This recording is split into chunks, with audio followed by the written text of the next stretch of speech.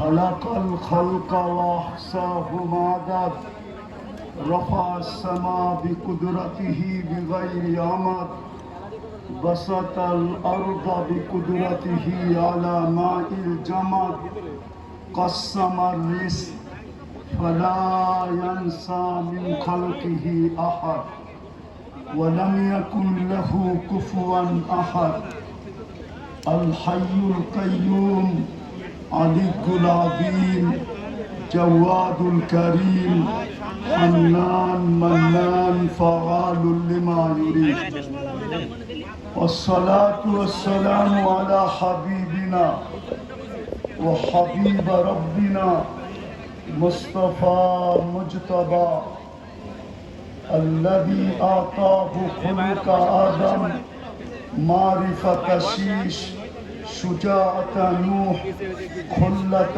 إبراهيم لسان إسماعيل رضا إسحاق فصاحة صالح حكمة لوط بشرى يعقوب جمال يوسف صبر أيوب طاعة يونس جهاد يوشع صوت داود حب دانيال وقار إلياس زهد عيسى قوة موسى حيبة سليمان وعلم الخضر صلى الله عليه وعلى آله وأصحابه وأتباعه ونائبه صلاة وسلاما كثيرا كثيرا أما بعد فأعوذ بالله من الشيطان الرجيم بسم الله الرحمن الرحيم أنتم الأعلون إن كنتم مؤمنين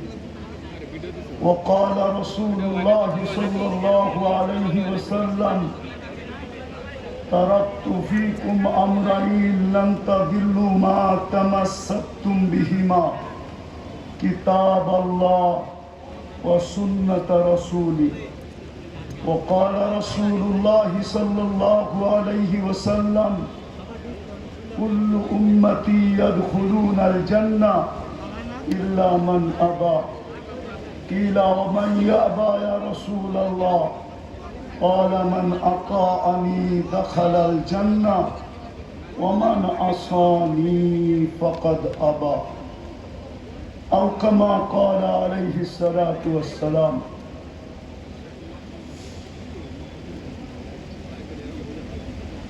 ওয়াজ নসিহত এটা উদ্দেশ্য না। হযরত মাওলানা এমাদউদ্দিন সাহেব বলতেছিলেন যে সিরাত কনফারেন্সে শুধু হাজিরই আমাদের উদ্দেশ্য, যে একটু হাজির হয়ে এটা প্রমাণ করা যে আমিও ওনাদের সাথেই আছি, আপনাদের সাথেই আছি। এই জন্য শুধু শব্দটা, যদিও উনি বলছিলেন ভোট, যে আমাদেরকে একটা ভোট দেওয়া যাবেন যে আপনি আমাদের সাথে, এই জন্যই শুধু উপস্থিত হওয়া। আর দ্বিতীয় কথা হলো আমার সাআদাত অর্জন করা, যে সিরাতুন নবী সাল্লাল্লাহু আলাইহি ওয়াসাল্লাম সম্মেলনে উপস্থিত হওয়ার মাধ্যমে নিজের কপালে একটা সৌভাগ্যের ফোঁটা লাগানো। ওর নসিহত তো যত বক্তার নাম আছে, ইনশাআল্লাহ এই অবেলার কি করবে, ওনারা বেলায় আসবে, সময় মতো আসবে আর আপনাদেরকে মন ভরা শোনাবে। কিন্তু আমি একটা ছোট প্রশ্ন রাখবো, দেখি এই অবেলা প্রশ্নটা কারো দিলে লাগে কিনা। আজকে 250 কোটি মুসলমান থাকা সত্ত্বেও, মুসলমানের 60টা দেশ থাকা সত্ত্বেও, যখন মুসলমানের কোনো দেশ ছিল না, সংখ্যায় দেখা গেছে মুসলমান বড়ই নগণ্য ছিল। আজকে 250 কোটি মুসলমান। খুব মনোযোগ দিয়ে শুনতে হবে, নাইলে বুঝে আসবে না আর লম্ব হবে না। 250 কোটি মুসলমান, কমবেশ 60টা মুসলিম দেশ, একটা না দুটা না, আর কোনো ক্ষুদ্র দেশও না, জনবহুল 60টা মুসলিম দেশ। দুনিয়ার সবচেয়ে বড় টাকা মুসলমানের কাছে। 4টা দেশ এরকম দুনিয়াতে আছে যাদের চেয়ে বড় টাকা দুনিয়াতে কারো কাছে নাই, কারেন্সি। একটা হলো কুয়েত, আরেকটা হলো বাহরাইন, আরেকটা হলো ওমান, আরেকটা হলো ব্রুনাই। মুসলমান ব্যতীত দুনিয়ার কেউ দেখাইতে পারবে না যে যাদের গাড়ি 24 ক্যারেট সোনা দ্বারা মোড়ানো। শুধু মুসলিম দেশ দেখাইতে পারবে যে যাদের গাড়ি 24 ক্যারেট সোনা দ্বারা মোড়ানো। দুবাই যুবরাজের একাধিক গাড়ি 24 ক্যারেট সোনা দ্বারা মোড়ানো। ব্রুনাইয়ের প্রেসিডেন্টের এন্টার গাড়ি, পুরা গাড়ি স্বর্ণের পার্স লাগানো। দুনিয়ার অর্থনীতি যদি তালাশ করা হয়, সম্পদ যাকে বলে 70% মুসলমানের কাছে। এত সংখ্যা, এত দেশ, এত টাকা পয়সা থাকা সত্ত্বেও আজকে মুসলমানের মতো ঘৃণিত দুনিয়ায় কোনো জাতি নেই, দীক্ষিত কোনো জাতি নেই, লাঞ্ছিত কোনো জাতি নেই, বঞ্চিত কোনো জাতি নেই। একটা উদাহরণ যদি দেই ছোট, জানি না বুঝে আসবে কিনা। আজকে এতগুলা কুকুর না, ঢাকা শহরের কুকুর প্রত্যেক গলির মানুষ নিধন করা শুরু করুক, কালকে সকালে দেখবেন ঢাকা শহরের মেইন পয়েন্টে প্রাণীবাদীরা কিভাবে স্লোগান দেয়, আর কিভাবে সমাগম করে, আর কিভাবে সুপ্রিম কোর্টের রায় এইখানের মানুষের হাতে হাতে বিলীন করে। বাংলাদেশের সুপ্রিম কোর্টের রায় হলো কোনো কুকুরকে অতীতের মতো ইঞ্জেকশন দিয়ে নিধন করা যাবে না। এই রিট প্রাণীবাদীরা করছে, আর ওরা জিতা গেছে। শুধু বাংলাদেশে না, সারা দুনিয়াতে জিতা গেছে। কিন্তু আজকে 2 বছর হইতে চলল, আমি বিবেকের পর্দা খুলতে চাইতেছি আমার ছাত্রদের। 2 বছর হইতে চলল, অক্টোবরের 7 তারিখে 2 বছর হবে। 65,000-এর বেশি, এটা তো সরকারি রিপোর্ট, 65,000, লক্ষাধিকের বেশি মানুষ ফিলিস্তিনে নিধন করা হলো। ক্ষুধার ক্ষুধার তাড়নায় 30 লক্ষ মানুষ ডেলি হাহাকার করতেছে। হাজার হাজার পণ্যবাহী ট্রাক দাঁড়ায় আছে। একটা ট্রাক তো দূরের কথা, একটা খাদ্যের প্যাকেট পর্যন্ত ঢুকতে দিতেছে না। কিন্তু আজ পর্যন্ত কোনো প্রাণীবাদী সংস্থা, চাই সেটা বাংলাদেশের হোক, চাই কোনো মুসলিম দেশের হোক, বিজাতি তো বাদই দিলাম, আজ পর্যন্ত একটা প্রতিবাদ করে নেয়, আজ পর্যন্ত একটা নিন্দা করে নেয়, ছোট একটা ফেসবুকে ক্লিপ পর্যন্ত দেয় নাই। যদি কেউ আমাকে প্রমাণ দিতে পারে এই পুরা জনগোষ্ঠীর ভিতর থেকে যে প্রাণীবাদীরা এটার প্রতিবাদ করছে, তাইলে এই মজলিসের জুতার আমার গাল ফিরি। বুঝা গেল ওরা আপনাকে প্রাণী ভাবে না, ওরা ভাবে মুসলমান আগাছা। আপনি চিৎকার দিয়া কি করবেন? বরং আমার কথা মানবেন কি মানবেন না জানি না। আমরা দেখছি অতীতে যতই বেশি চিৎকার দিছি, ততই বেশি নির্যাতন আমাদের উপরে আসছে। তাইলে এই দুরবস্থা আমাদের কেন? আমি কথা শেষ করতেছি, ইতি টানতেছি। আজকে কি আমরা সংখ্যায় কম এই জন্য আমাদের দুরবস্থা, না আমাদের দেশ কম এই জন্য আমরা দুরবস্থা, না আমাদের কাছে অর্থ কম এই জন্য দুরবস্থা?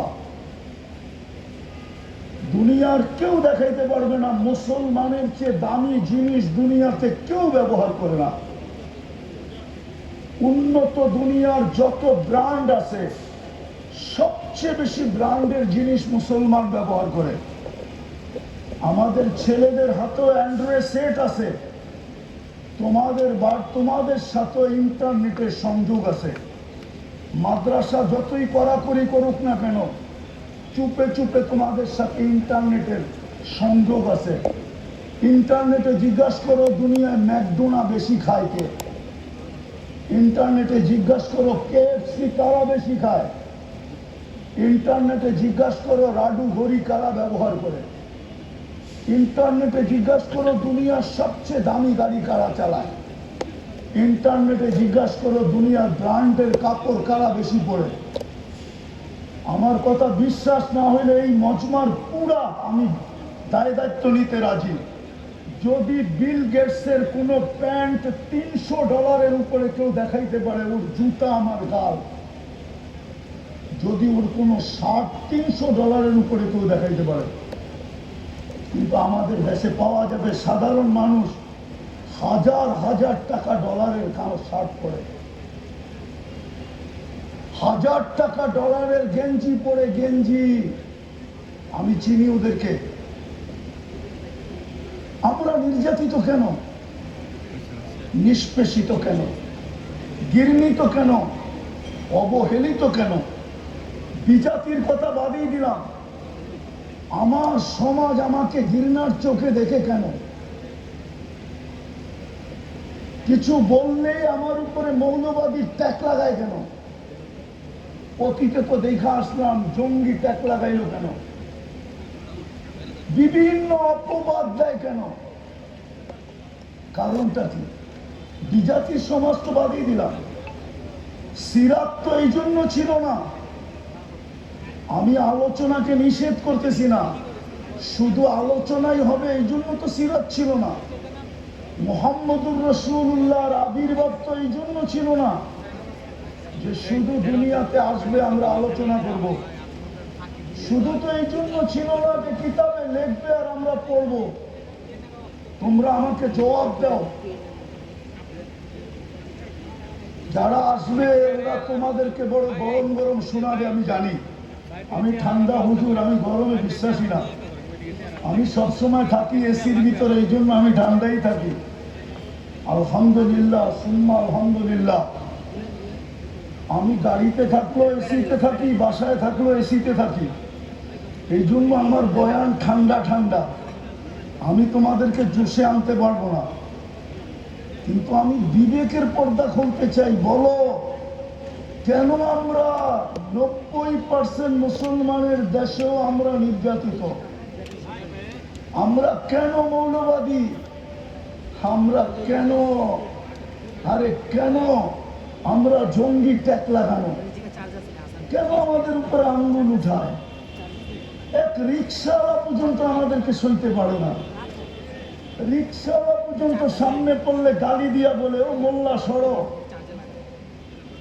সমাজের কোন চোখে আমরা উপরে? কেন আজকে মুসলমানের এই দুরবস্থা? অথচ যেই দিন সংখ্যাই ছিল না, যাদের প্রশংসা আল্লাহ করে, ওদের চেহারা দেখে কি করতেছে? দুনিয়া তো কবর কম দেখলাম না। এক ফিলিস্তিনি তো দেখলাম 45,000 সাহাবাদের কবর, কিন্তু কোনোটা তো আমাদের কবরের চেয়ে বড় দেখলাম না। আমি তো অহংকার করে বলতেছি না, 1.25 লক্ষ সাহাবার ভিতর থেকে 2-4 হাজার হবে আমি দেখি নাই চোখে। ওনাদের স্থান বাকি তো সবই দেখা শেষ, কিন্তু কোনো একটা কবর তো লম্বা পেলাম না যা আমাদের চেয়ে লম্বা ছিল। বলো, সংখ্যায় তো ছিল না, কিন্তু ওনাদের দাপট সারা দুনিয়ার উপরে চলতো কি করে? কি করে চলতো, কোন জিনিস দিয়ে চলতো? পারস্য সম্রাটের বাহাদুর, পারস্য সম্রাটের দূত, চিফ অফ স্টাফ, ইন্টেলিজেন্সের চিফ পারস্য সম্রাটকে বলতে বাধ্য হয়েছে,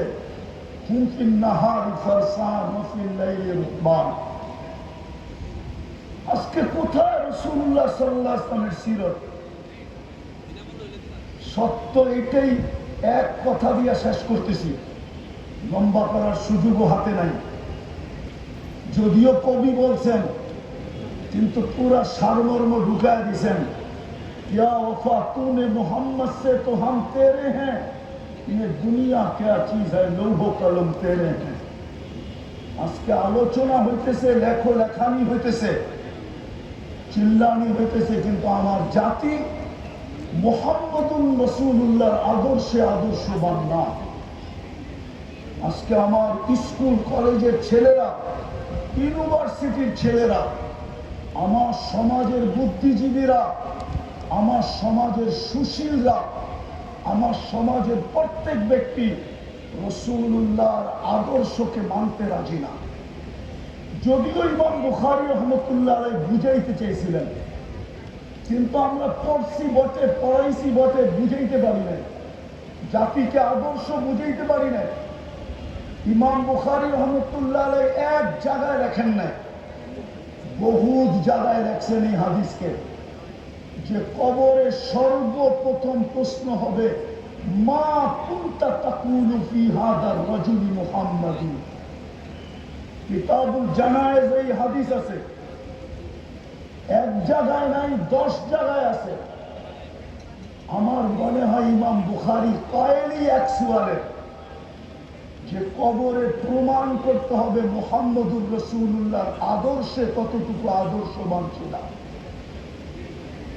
এটা যে প্রমাণ করবে, তার বাকি 2 প্রশ্নের প্রমাণ হয়ে যাবে। যদি এটা প্রমাণ না করতে পারে, উঠান বুখারী। আমার পিছেও যারা আছে এরা হয়তো কেউ কেউ বুখারী পড়ায়, শাইখুল হাদিস এখানে হবে। ইমাম বুখারী রাহমাতুল্লাহ আলাইহি প্রশ্ন উঠাইছেন যে কবরে প্রথম মুর্দাকে দাফন করার পরে যখন আত্মীয় স্বজন ফিরতে শুরু করে, তো মুর্দা নাকি এদের ফিরা যাওয়ার জুতার আওয়াজ পায়।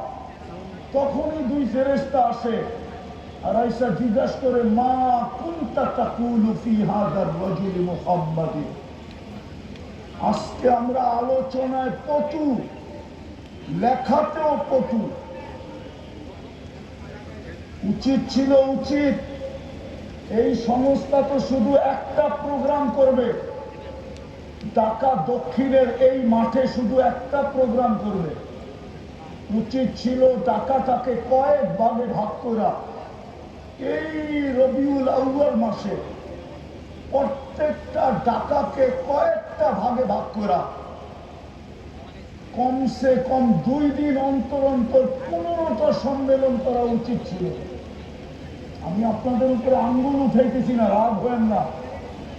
আমি এই সংস্থার কর্ণধারদের উপরে আঙ্গুল উঠাইতেছি না। উচিত ছিল এরকম সম্মেলন ঢাকা শহরে 15টা হওয়া উচিত ছিল এই সংস্থার পক্ষ থেকে। তাইলে হয়তো এই ঢাকার 2 সিটির মানুষের কানের ভিতরে কিছু কথা দিত যে সিরাতুর রাসূল কতটুকু আমাদের জীবনে প্রয়োজন। আজকে প্রয়োজনীয়তা আমাদের জীবনে নাই, আমাদের কাছে নাই না। দুনিয়াতে আমরা প্রয়োজনীয়তা মনে করি না, আমরা আখেরাতে প্রয়োজনীয়তা মনে করি। আমাদের পেশাব পায়খানা থেকে নিয়ে বেডরুম, আর আমাদের ঘুম থেকে নিয়ে সজাগ, আমাদের 24 ঘন্টার প্রত্যেকটা মুহূর্ত আল্লাহর কাছে কবুল ওই সময় হবে যেই সময় মুহাম্মদুর রাসূলুল্লাহর আদর্শ মতো হবে। নাইলে যুবকের যৌবন বেকার যাবে, নারীর নারীত্ব বেকার যাবে, পুরুষের পুরুষত্ব বেকার যাবে। পুরা জাতি যাদেরকে আল্লাহ নিজে নির্বাচিত করে উম্মতে মুহাম্মদী বানিয়েছেন, আমরা সদিচ্ছার উম্মতে মুহাম্মদী হই নাই। আমরা তো আল্লাহর নির্বাচনের মাধ্যমে হয়েছি। হুয়াজ তাবাকুম, কোরআন বলে তোমরা নির্বাচিত। আমরা নির্বাচিত মাধ্যমে উম্মতে মুহাম্মদী হয়েছি।